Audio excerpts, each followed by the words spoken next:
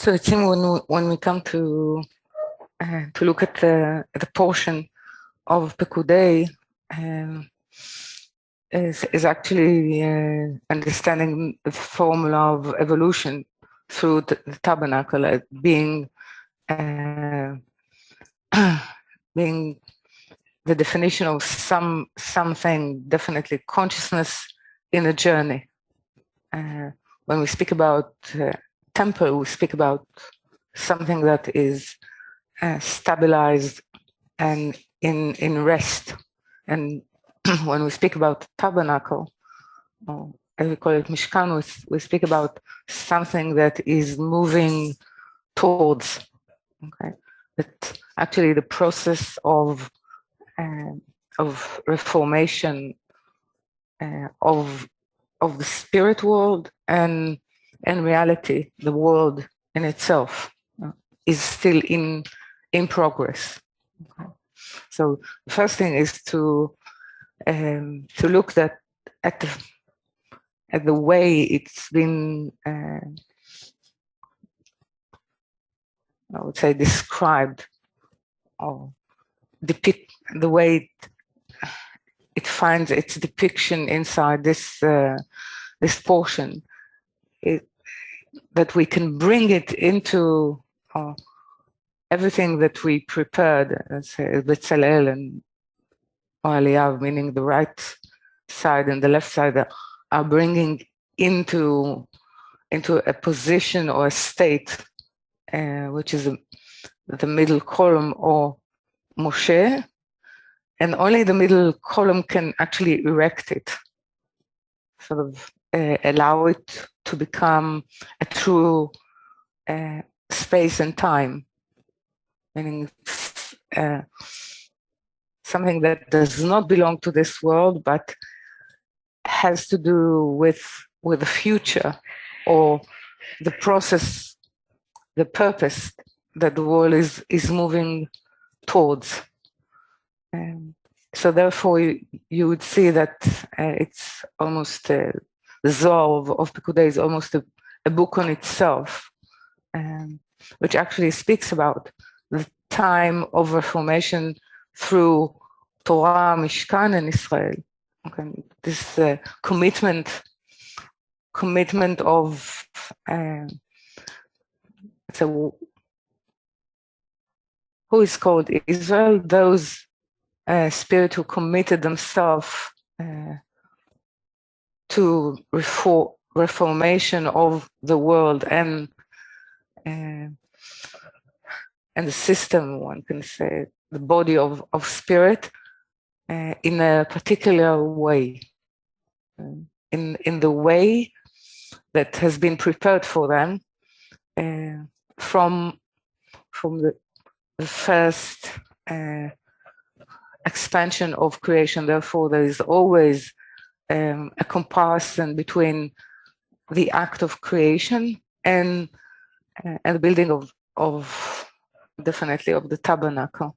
Okay, and so before we go into sort of some view, we have to speak a bit about Adar and Purim and the meaning of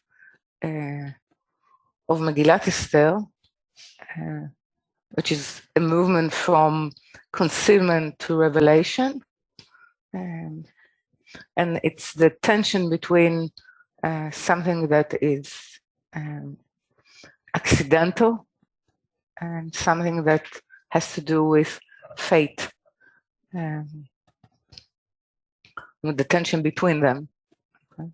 The tension between what can we read, or how the events that looks to us haphazard, full of interest that does not belong to even that we can explain reasonably, which is a big question. Reason, what it means, the reason of what, okay, of what kind of state of will. So it is said that the appearance of Haman meaning a vessel, a conscious vessel that actually is epitomize the test for humanity at the time, okay? At the time that it appeared. Because it has to do with the power of the self, which is separated from the plan of the creator, and something that basically accept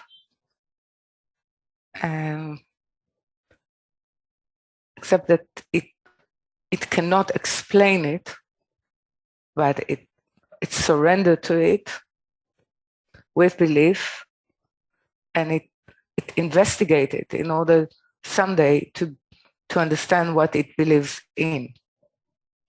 So it's as though the separation, as we consider separation to be a different in ourselves, a different dominion or a different power.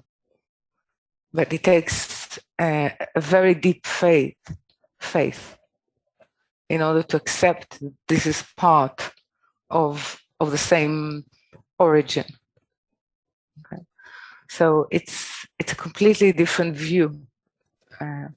So it's world event, Purim, and this portion which sort of conclude and seal the book of the vessel, the book of Shmot, book of the names, is actually, you can say, we can view it as accidental or as fate. Okay. So before we go into it, I would like to open it for your questions, and then we see the base of your question. Can it actually pull some presence of mind, some view which will make us more part